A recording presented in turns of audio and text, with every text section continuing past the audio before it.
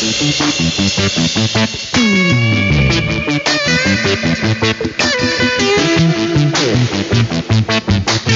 next guest is a good friend of mine.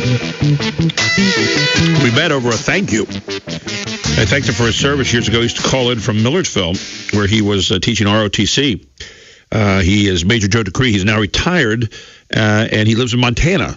But he has served in Kosovo, Afghanistan, Iraq, was in the middle of Hurricane Katrina. He will probably tell you with some smile on his face. He was the mayor of Hanson, Louisiana, and he joins us here this morning on the Gary Sutton Show. Good morning, Joe. How are you? How you doing? I appreciate the run-up. Boy, I feel like I got something to live up to now. You did a lot of stuff, and now you're a struggling entrepreneur, right? And struggling was an entrepreneur, yeah.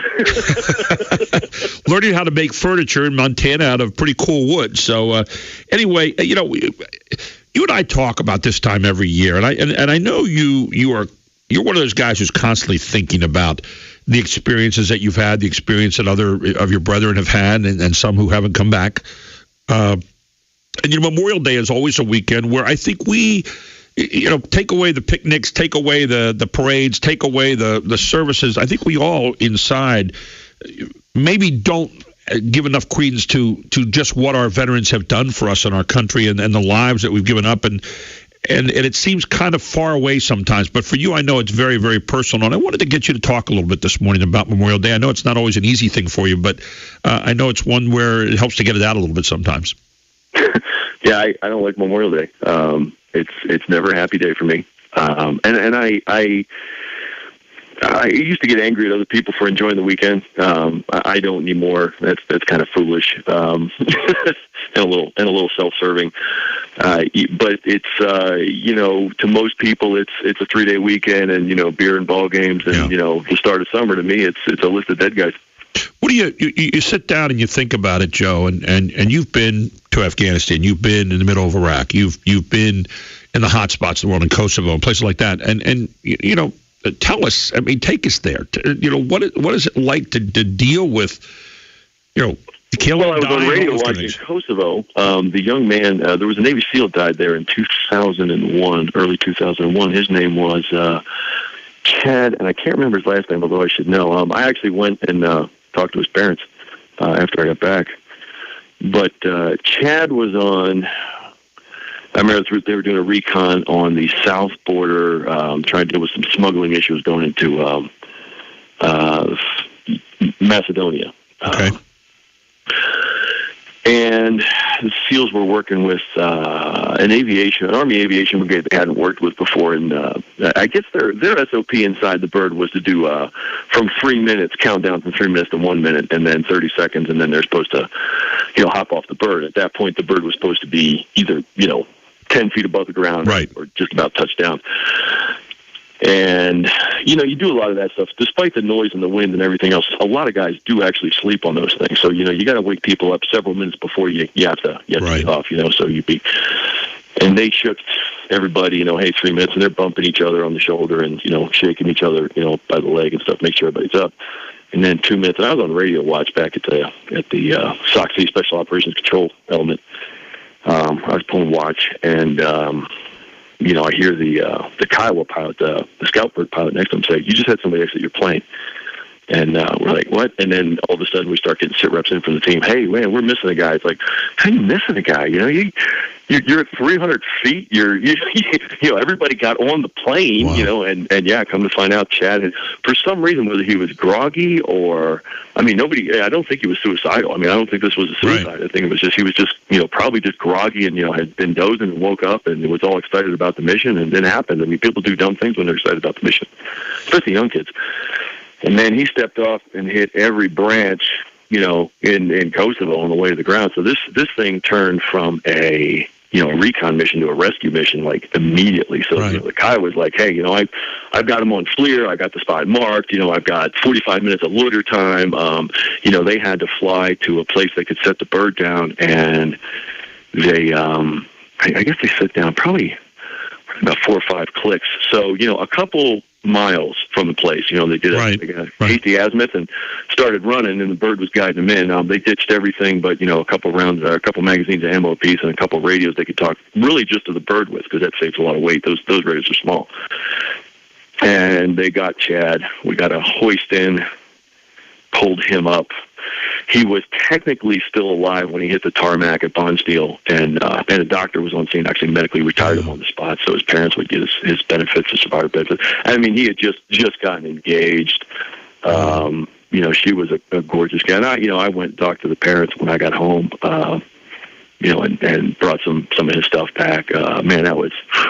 And, it was funny because they were so proud of him and so proud of the fact that he was a SEAL, which, I mean, that's a big deal. That's no fake, you're a real man kind of stuff. And I know what you go through. I've talked to guys in the SEALs, and I know your descriptions, and it's just like, holy smoke! It's incredible what these guys go through. Yeah, it's special ops guys are a different breed. They're just a different breed. They got to push themselves all the time. It's not fun if they're not. Now you're in some special ops, aren't you? I did. Yeah, I was a Green Beret. Yeah. Yeah, I was the same way. That's how I know. Yeah, I mean, I've been around you. I know what you're like. Yeah, people in special ops. The special forces are mature people. Right. SEALs and Rangers, they're more like the kids, but that's okay. They're good kids. We have Memorial Day, and I know it's not a good time for you, but for all of us, what would you tell us to when we sit down? What would you ask us to do? Because just take a minute. Yeah. If it was up to me, Memorial Day would be cold, miserable, and raining every year. There would be no nice Memorial Day because most guys don't die in nice weather. They die in the dark. They die in extreme heat. They die in the rain. But I would say just take a minute. Remember why it's a day off. It's a day off so you can reflect. I would tell everybody if there's a grave near a cemetery, go and stop at the flags. The American Legion, the VFW, they do a great job of identifying those people. And, go to the grave and just spend a few minutes and say, hey, thanks a lot. Look at the name. Don't, think, there's a cemetery here in Montana. I just kind of go and, oh, hey, this guy was an airman. Oh, he served in Korea. Wow, that was pretty cool, And because, a lot of those guys, they put something of their military resume on those gravestones. The families do. They're real proud of them. Take a minute. Think about the name. Think about the story that might happen. Say thanks. Go on to the next one. Take you 20 minutes out of your beer and baseball games. Personally, to me, I think everybody should be locked out of their house, have to sit in a downpour and eat wet food, while they're freezing their ass off. And then that to me would be a more appropriate, more memorial. Yeah. You think about all people that have gone to serve, and you served with a lot of people over the years, and you think about you trained a lot of people to be officers in the ROTC.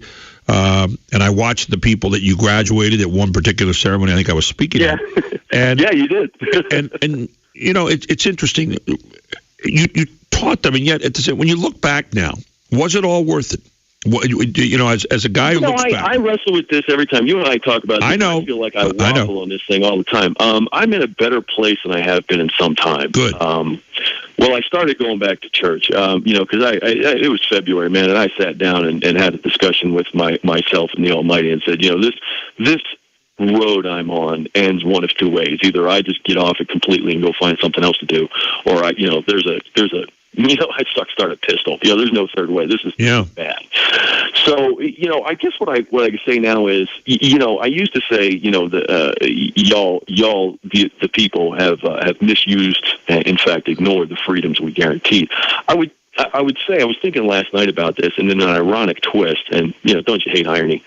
Never. It's like, well, freedom is the freedom to do that, dude, and that's what you're guaranteeing, then okay, they chose to do that for now, and it doesn't mean it's going to be like that forever. So I would say I'm a lot more forgiving for it. I think America has lost the ball on what it is and what it could be, but that doesn't necessarily mean it's forever. I mean, that's what is now under the Obama administration. Was it worth it? I don't know. I would not be who I am without having done all that. And so I have to say, it made me who I am, and I wouldn't change it. Was it worth it? It was worth it to me personally. Was it worth it to the nation? I think probably Veterans Day I would have told you to not know, but heck no. But today I would tell you, that story's still being written. And honestly, by the time I get to the end of my life, it's probably not finished. So, I help continue a system that continues to redefine itself, and whatever that means, I'm not sure yet. One of the things that we talk about all the time, we talk about service, is the idea that politics seems to have figured prominently. It's always figured prominently. Oh God! Yeah. And yet at the same time, as you went to serve the country, what vision of America were you serving? What was it? And I'm sure you didn't think about it necessarily at the time. Well, here's why I'm going. Da, da, da, da.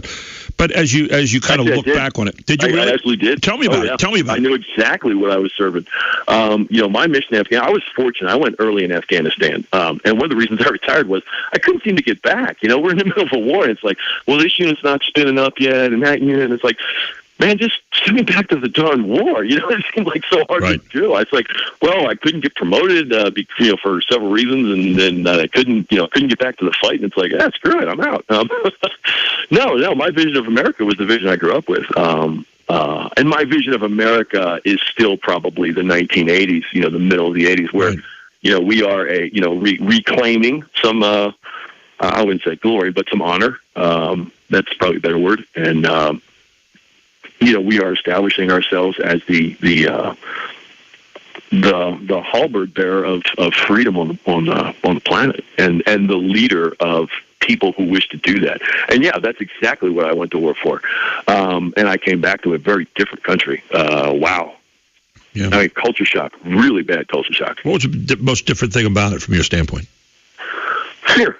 The fear has taken over in America, whereas before we were like, okay, we got hit, 9/11 kind of blindsided us, and, whatever, you can blame the CIA or not. Right. I would tell you that, you can connect the dots, but only so far. It wouldn't have given you the date, time group that attack was going to take place. So regardless. But, I mean, we are so consumed by our own fear. I went to shoot people because you all said the boogeyman scared you. And I was cool with that. I mean, it didn't really bother me. I sleep okay for that. Yeah. But I'll tell you, we are just... that bothers me, and the sheer divisiveness, the lack of willingness for either political party to meet in the middle, and we have so politicized everything. It's really disgusting. Yeah. When we come back, I want to ask you about. I thought about something the other week, and it just kind of hit me. One of those dumb things that hit you, and I said, and I thought about this. You served us. Are we serving you now as the veterans coming back home? Are we serving the veterans who didn't come back home? And I want to get your thoughts on that when we come back here on the Gary Sutton Show. Major Joe DeCree retired. Give me his thoughts about Memorial Day right here on WSBA. We'll be back right after this. Welcome back to the Gary Sutton Show on WSBA on a Friday morning. Memorial Day coming up on Monday. What will you be doing? Major Joe DeCree has some thoughts on that. He's retired, served in Kosovo, Afghanistan, Iraq, and he's a good friend of mine. We became friends. He used to call into my show, and I only knew it was Joe from Millersville, and then you I don't want to pull rank. Yeah, exactly. No rank involved, and it came over a thank you. Our friendship kind of started over a thank you, and I asked you to come and speak at a ROTC formal. I believe it was probably it was holiday formal or something, because I wanted my students to hear what gratitude, if they hear, the unending list of retired guys telling them how great they are. It's like, I want them to hear from a civilian who really appreciated it. Yeah. It's really what it and having listened to your show, I was like, you're that guy. I'm going to get you in. Well, it's been a wonderful friendship since then. And though you're in Montana now, out there in God's country. Colorado Springs, I'm at Courtney's house. I had to deliver her some furniture, and thought, I'd take a few days. So you're in Colorado right now, right? Yeah. Yeah. Her husband's actually in Afghanistan right now, so my son-in-law's over there. You served us. How are we serving you? I would, me personally, I'll be fine. I think veterans on the whole, I think we've always had a love-hate relationship with our veterans. I mean, what was Doug MacArthur's first big job for the Army after the Pancho Villa raids? Cleaning out the veteran shantytown off the Washington Mall, right? Yeah. I mean, we've always had this issue. Because one, there's so many, and what do you do?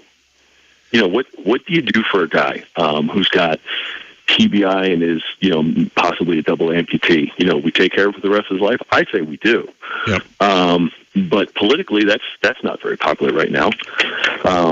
You look at the VA stuff. I mean, look at you look at the VA stuff that's happening nationally. I know we've talked about great VA here in our area. We've got Lebanon, we got the York area. I mean, we've had great stories about that, and yet we hear about it. To me, thank you doesn't mean a thing if thank you's not backed up with the fact that, hey, these people went out and spent their time doing something when they could have been like the rest of us, following their own dreams, and instead they went out and put that on the line.